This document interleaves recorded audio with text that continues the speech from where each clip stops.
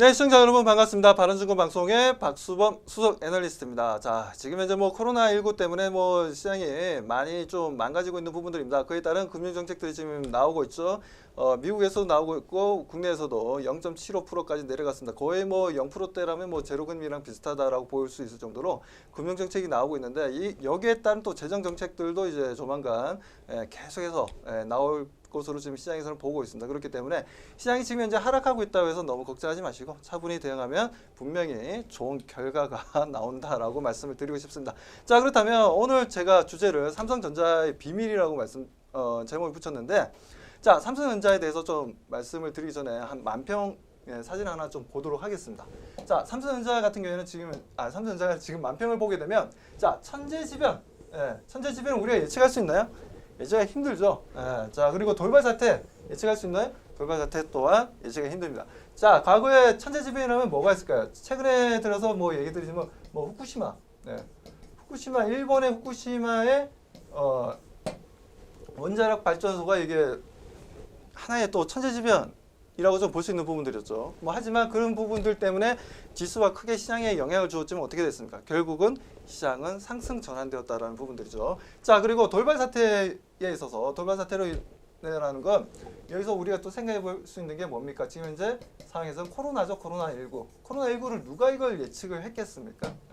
그 정도로 이제 이런 돌발 사태에 대해서는 우리가 시장에 대해서 지금 현재 미국에서도 마찬가지고 유럽에서도 마찬가지고 사재기가 이루어지고 있고 그에 따른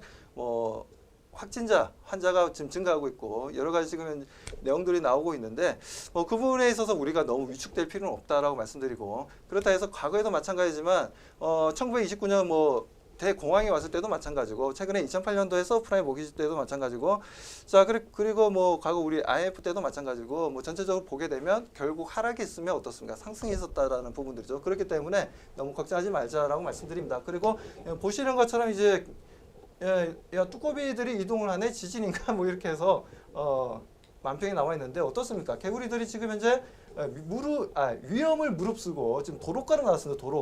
도로에 나왔다는 건 뭡니까? 죽어도 좋다. 일단 죽어도 좋다. 그래도 난 주식 사러 갈란다. 그런 만평이에요.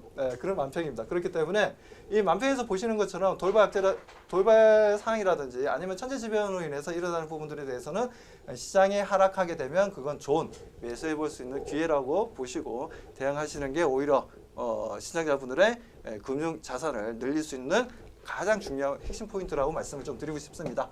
자, 그렇다면 다음 볼까요? 자, 오늘 말씀드릴 부분은 제가 말씀드린 대로 처음에 말씀드린 대로 삼성전자의 비밀입니다. 삼성전자 비밀. 자, 삼성전자 같은 경우 지금 현재 코스피 시장에 지금 상장되어 있고 보시는 것처럼 연간 매출액 230조를 지금 현재 넘어서고 있죠. 아무튼 이렇게 해서 흐름들을 좀 보여주고 있는데 아무튼 삼성전자 우리가 좀 보면서 대응할 필요가 있다라고 말씀드립니다. 자, 그리고 삼성전자가 과거의 움직임들을 한번 우리가 예측을 해보도록 하죠. 자, 갤럭시 S1이 나왔고 그에다가 이제 아이폰 3 GS 나왔습니다. 이게 언제 나왔냐면 2011년도에 나왔어요. 2011년도에 제품이 나와주게 되는데 그때부터 지금 본격적인 삼성전자와 애플의 스마트폰 시장 점유율 게임이 되었다라고 좀 볼 수 있는 부분들이죠. 자, 이런 부분들을 통해서 어떻게 지수는 움직임을 좀 보여줬냐. 자, 2011년부터 2013년도까지 이렇게 쭉 나와 있습니다. 보시는 건 월봉 차트예요. 월봉 차트고 여기도 나와 있죠. 2011년 10월 달에 무슨 일이 있었습니까? 스티븐 잡스가 고인이 되었습니다. 고인이 되었는데 이때 이런 상황 때문에 삼성전자가 앞으로 시장 점유율을 크게 가져갈 것이다라고 봤던 부분이고, 그리고 급등 시세가 약 1년간 지속되면서 100% 상승을 했다라는 부분들입니다. 무슨 말인지 알겠죠? 여기서 대략적으로 이제 60만 원대에서 시작되었던 부분들이 약 1년 동안 어떻습니까? 150만 원대까지 올라왔다는 거죠. 62만 원, 120만 원이지 않습니까? 120만 원을 넘어서는 150만 원대까지 상승, 100%가 넘는 상승을 보여주었다라는 부분들이죠. 우리가 이 부분들을 기억하고 대응할 필요가 있다는 부분들에 있어서 혹시나 시청자분들이 이제 주식을 시작하시거나 삼성전자에 대해서 모르시는 분들을 위해서 간단하게 이런 부분들은 우리가 좀 알고서 대응하자라는 부분들에 있어서 말씀을 좀 드린 부분입니다. 자, 그리고 실제로 지금 현재 삼성전자 같은 경우에는 2016년도 기준입니다. 전 세계 매출액 상위 반도체 공급 보게 되자면 삼성전자가 2위까지 좀 올라갔던 부분들이었고요. 그에 대한 이제 시장 점유율은 조금씩 계속해서 늘려나갔던 부분들이었습니다. 자, 이 부분들을 말씀드린 이유는 파운드리 시장이죠. 우리가 시스템 반도체 파운드리 사업을 본격적으로 뭐 이재용 회장이 투자를 하겠다라는 내용이 나왔었는데 불과 우리가 2018년도죠. 2018년도만 하더라도 4위였습니다. 1위가 이제 TSMC 영원한 1등. 영원한 1등이 만들어지는 이유는 뭐죠? 바로 애플 때문이죠. 애플 때문에 TSMC의 파운드리 시장은 상당히 시장 점유율이 높았던 부분들이고 미국에도 글로벌 파운드리라는 회사가 있습니다. 그리고 대만의 UMC라는 회사가 있죠. 이쪽에서 1, 2, 3등을 차지하고 있었는데 한국은 이제 7.7% 정도 움직임을 보여줬고요. 원래 파운드리 사업 자체는 원래 2005년부터 시작이 되었다라고 좀 보시면 됩니다.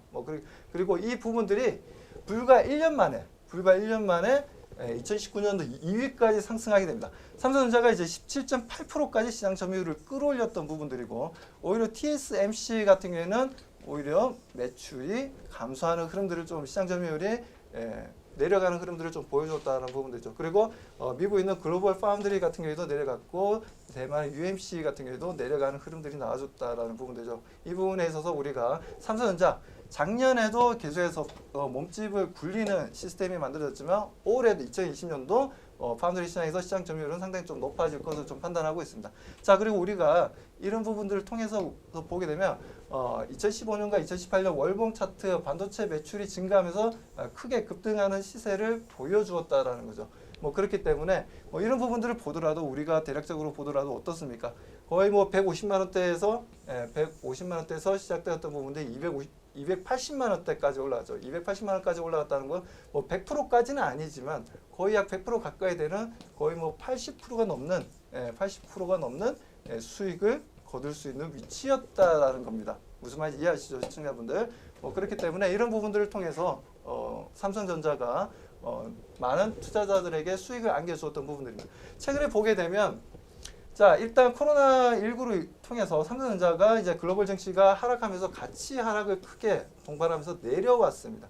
상당히 좀 많이 좀 내려온 부분이고 지금 이제 시가총액이 지금 300조를 하회하고 있는 모습들을 좀 보여주고 있습니다. 그래서 일단 지금 현재 기술적 지지선은 현재 위치도 하나의 기술적 지지선이 될 수 있는 위치고 그리고 43,000원이 하나의 또 기술적 저점 위치가 되는 위치입니다. 그렇기 때문에 여기서 바로 반등이 나올지는 우리가 좀 지켜봐야 되는 부분들인데 일단 시장들의 차트상 움직임, 기술적인 움직임들을 보게 되자면 일단 거래량이 아주 크게 증가를 하고 있고 거기다 매도 물량도 많겠지만 매수 물량도 상당히 많이 좀 들어오고 있다라는 부분들입니다. 그렇기 때문에 여기서 상승할지는 알 수는 없지만 우리는 어떻게 된다? 계속해서 지속해서 적금 든다 생각하시고 요즘 은행에 가서 적금 들어봐야 얼마입니까? 2%? 이제는 2% 시대도 안 오죠. 2% 시대도 안 옵니다.